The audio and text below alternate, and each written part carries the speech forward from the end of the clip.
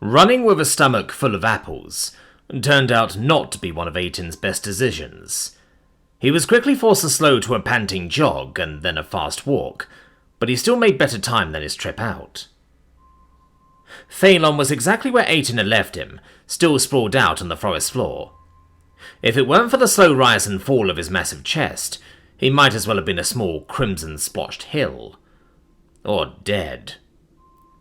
Rather than approach the sleeping dragon, a dubious prospect at the best of times, Aiton stood off a reasonable distance and called out, "Phelan!" The precaution proved to be warranted. Phelan jerked, tail whipping and head snapping up.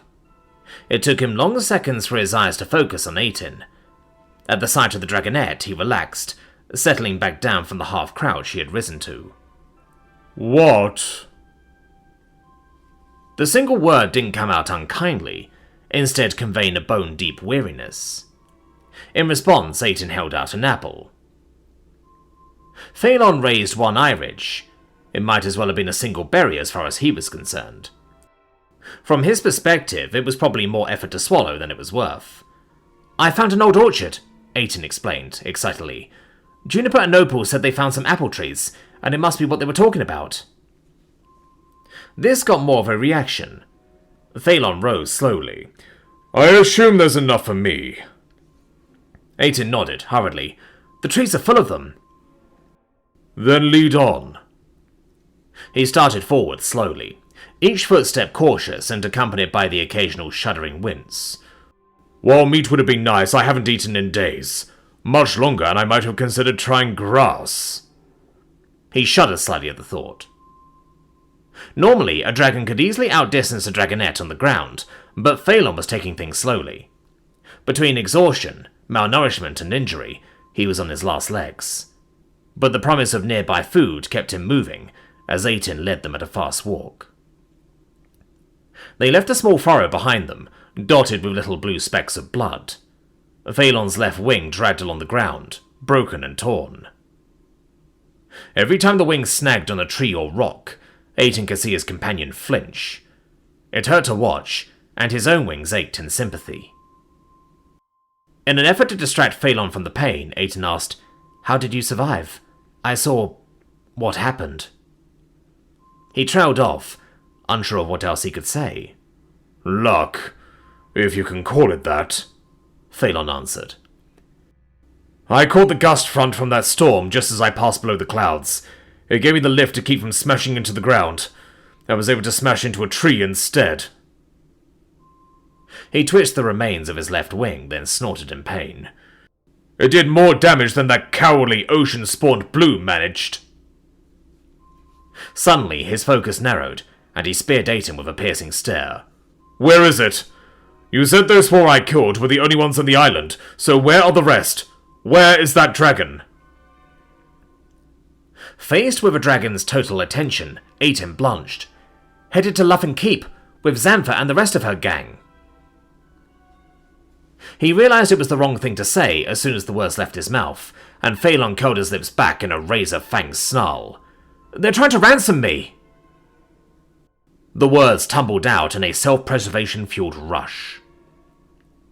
That prompted a long, searching stare, but Aiton found that after the last week, he could meet the dragon's eyes without backing down.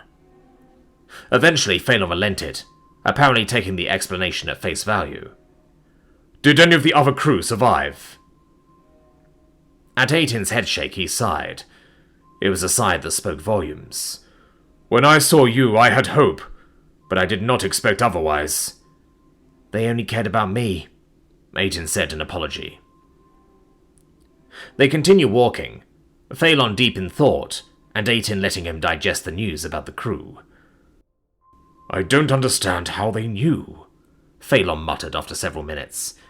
But a mutter from something as big as a dragon was clearly audible from a dozen paces. "This island is nowhere near a trade route, but they were waiting for me, and they knew about you. How?" The question was only half rhetorical, and it was one the young dragonette had an answer to. "Xantha sold us out," Aiton spat. "She made up the shit about a way around the storm, and got me out of the way when the attack started, then drugged me before I could do anything." Does she still live? Last I saw. Aiton didn't need to hear the deep growl in the dragon's chest to know the source of emotions Phelan was dealing with. He'd already had time to come to terms with similar feelings himself. She's their leader now. I think Reed killed their old one in the attack. Dell, they called him. So Xanthor's off with Calthor, the blue dragon, and maybe 15 or so others. And they'll be back soon? 4 more weeks, maybe 5 at the outside. That's what I overheard at least. I could have flown there in a week. They talked about having to lay low and skirt the main trade routes, so it's at least double the normal flight time.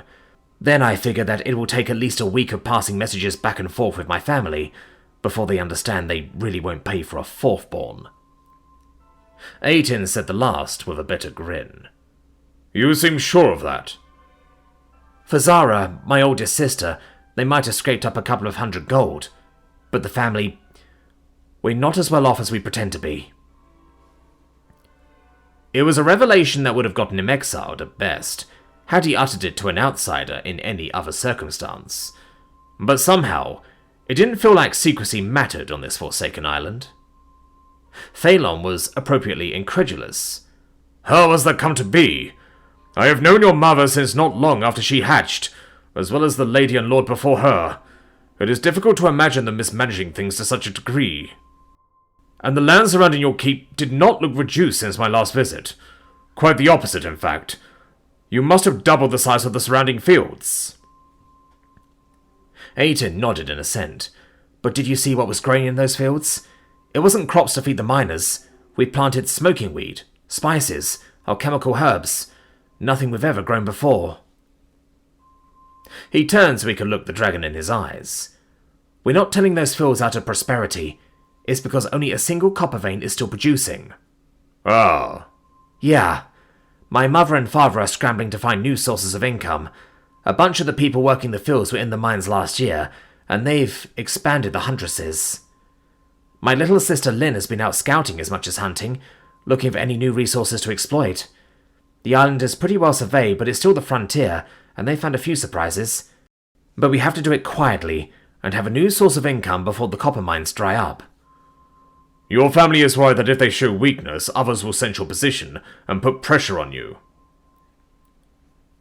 With how reserved Phelan had always been before, Aiton had pegged Reed as the leader of their merchant endeavour. Which might be true, but it didn't mean the dragon was stupid.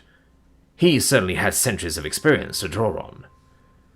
We're especially worried about our presence in the capital, Aiton said. Uncle Cork has spent a couple of decades investing our surplus into various ventures there. I was headed there to become his protégé. Or try, at least. Anyway, the keep is safe out on the frontier, but I hear the nobles in the capital are another breed. They don't like provincial types playing in their patch of sky. He rolled his eyes at the moniker. If they got wind that our financial backing was drying up, they'd come after us like a flock of hungry Vargos. At best, it would cost us hundreds of gold in investments and opportunities. At worst, we could lose everything the family has built over the centuries. He looked towards the nearby mesa, and the ruined keep on top, at the indisputable proof of how far they might fall. We haven't had to start selling the family treasures yet, and God's willing we won't have to, the young noble said, half to reassure himself. There's still enough copper stashed in our warehouses that we haven't missed a shipment. When that runs out, we need a replacement ready. Something will pan out, but until then, money's tight. Way too tight to waste on me. He said the last with a soft, humorless bark of a laugh. Reed and I had wondered. We rarely get passengers in the outward leg, and we were hardly the only ones to visit the Laughing Keep. She offered us a good rate, Aiton said with a shrug. We were light on crew, and he knew she could get some work out of you, Phelan explained. The Lord and Lady agreed. They thought it would be a good experience for you. Aiton sighed. Thanks for telling me, Mum, he said to himself. Louder, he asked, So I guess that means Reed put Xana up to everything on the first day? She volunteered. Oh. Considering it all, that made a lot of sense. Suddenly, Phelan seemed to come just a bit more alive. His pace picked up and his tail lifted, so it was no longer cutting a furrow through the tall grass. He stretched his neck forward, towards the apple trees that were finally in sight. Aiden had to jog to keep up, but it took less than a minute to cover the distance. Faced with an oncoming adult dragon, the flock of crows erupted in a screeching cloud. They didn't go far, though, quickly settling into the upper branches of the surrounding trees, where they perched, eyeing the intruder, and occasionally calling out to one another. Phelan settled down in the center of the old orchard and extended his right wing. After a moment of hesitation, Aiden walked up the improvised ramp and onto the dragon's back. Dried mud flaked off with every step, revealing more of the red scales and wing membrane with every step. It was much easier to reach the apples with the extra height. Aiden plucked a handful of the ripest-looking ones, but then paused, looking back and forth between the dragon and comparatively tiny fruits. Sensing his smaller companion's confusion, Phelan twisted his head around on his sinuous neck so he was facing the dragonette. "Just dump them in," he said, and opened his mouth wide. With a shrug, Aiden did as he was told, then went back for another armful. And another. Only when there were over 30 apples in this maw did Phelan snap it shut, just barely missing his assistant's hands in the process. Tipping his head up, he gulped down the mouthful of fruit before returning back to his starting point. "More?" In any other circumstance, Aiden might have laughed at the dragon's pleading look. Instead, he just got back to shoveling fruit into his mouth. They continued like that for almost half an hour, rarely speaking and then only when necessary. As Aiden finished stripping the apples from one tree, he would direct Phelan to shift over to a new one. By the time he was finally satisfied, they had stripped a large chunk of the orchard bare. "When was the last time you ate?" Aiden asked in wonder. The dragon had managed to consume the weight of a large deer in apples. Phelan had settled down in the late afternoon sun, by all appearance dead to the world, but he had one eye open and focused on the nearby dragonette. 5 days? A week? I gorged on what food I was carrying before setting off for this keep. He made an incremental motion towards the ruins across the meadow. "I saw it on my way down. It would either provide a safe refuge or an opportunity to sink my talons into the ones who did this. When I spotted the searchers, I knew it would be the latter." Thoughts of food, clean clothes, equipment, and weapons flashed through Aiden's mind. What about the rest of the cargo? "What's left is hidden a few days' hike from here." Phelan raised his head slightly to look west, then up at the sky, longingly. "I couldn't risk being bogged down." "Oh." Neither said anything for long minutes. A few of the braver crows tentatively returned to the far edge of the orchard, hunger overriding the fear of the massive predator. They let out raucous calls at the pair, as if proving to themselves that they were unafraid of the intruders. For the first time since the attack, Aiden felt himself relax. He stared across the field, not looking at anything in particular, just enjoying the lack of the spectre of imminent death hanging above his head. It was Phelan who broke the silence. I will need more than this." Hesitance was something odd to hear in a dragon. The young dragonette turned, a questioning look on his face. "More food," the dragon elaborated. "This will not last."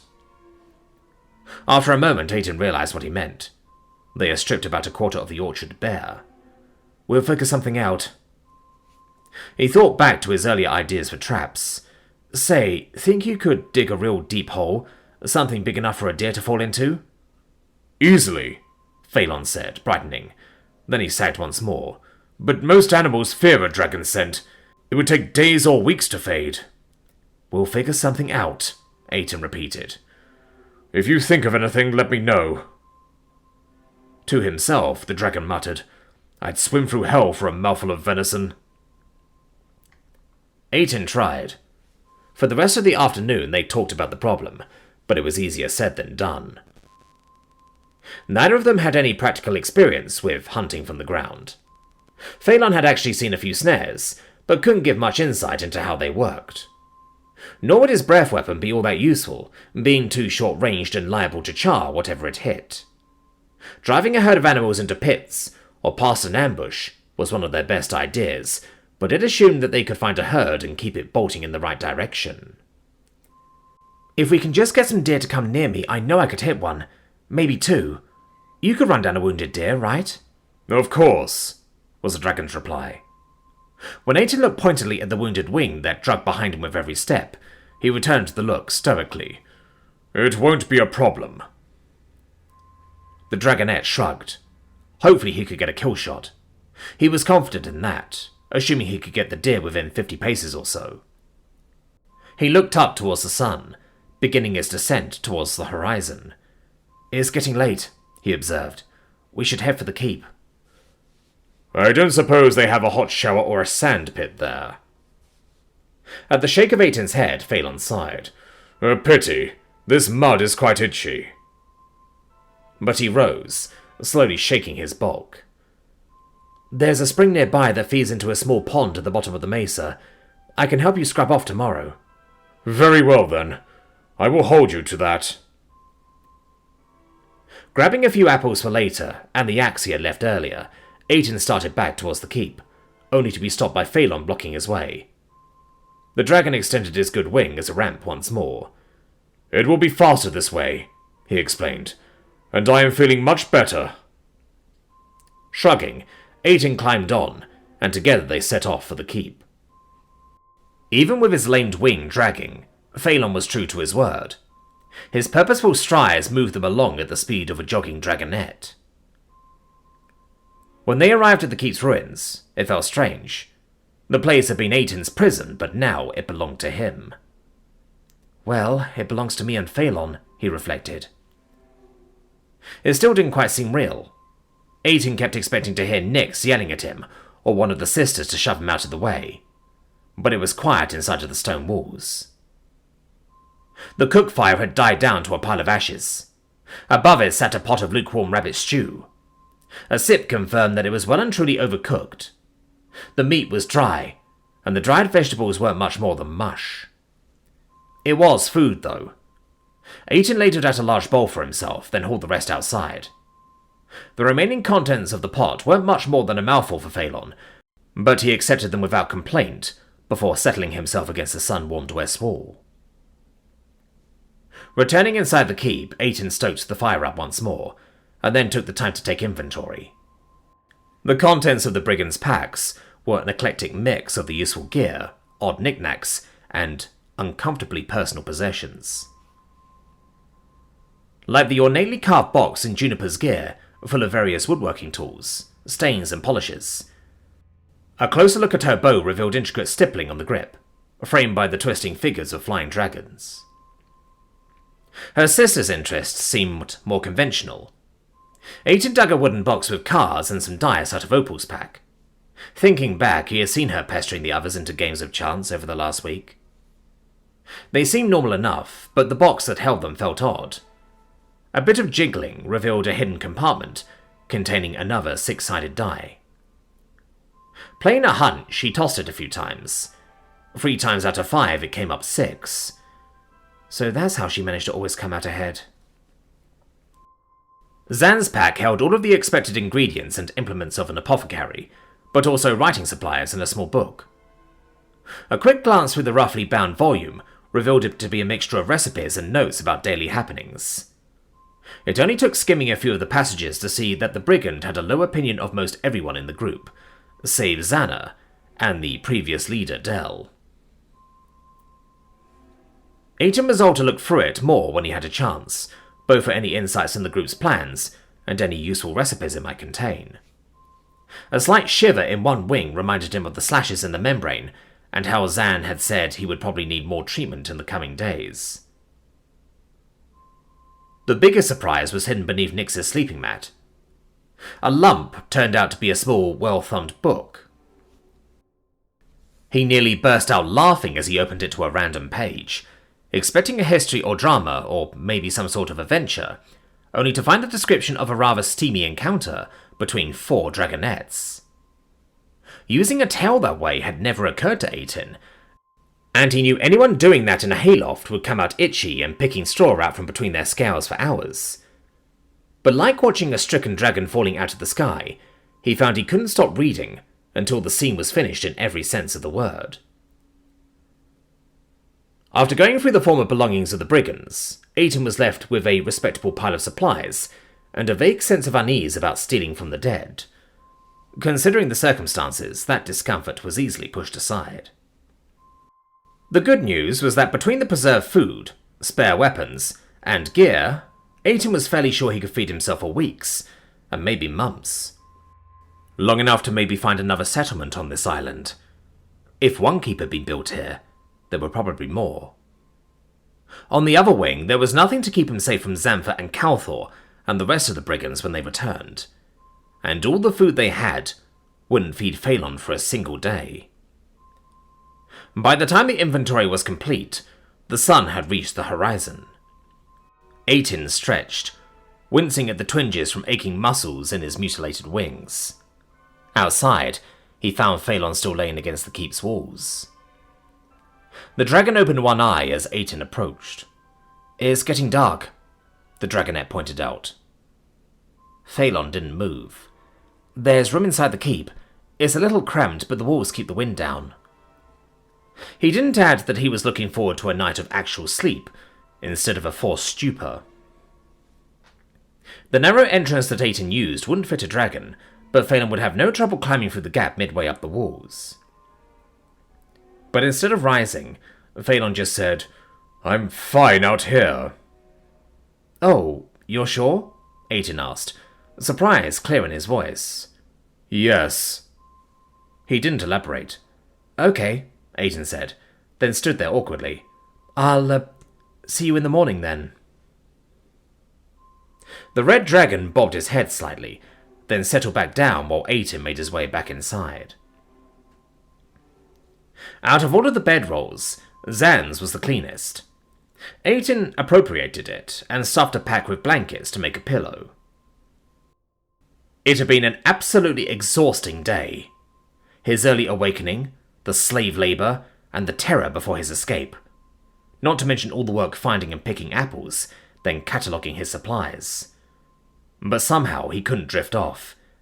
It should have been easy. Just lay on his stomach, curl his wings around him, and close his eyes. But he kept jerking himself awake. The sun had long since set, and the fire burned to embers when Aiton rose. It was chilly out, and he wrapped himself in a blanket as he dragged his bedroll and makeshift pillow through the keep's exit, more by feel than by sight. He had a brief moment of panic when he couldn't see Phelan, but in the starlight, the dragon's mud-flecked flanks almost disappeared into the walls of the keep. Aiton pulled his bedroll into the gap formed by his neck and those walls. Phelan stirred slightly, but never said a word, as Aiton drifted off to sleep, one side resting against the dragon's warm, comforting bulk.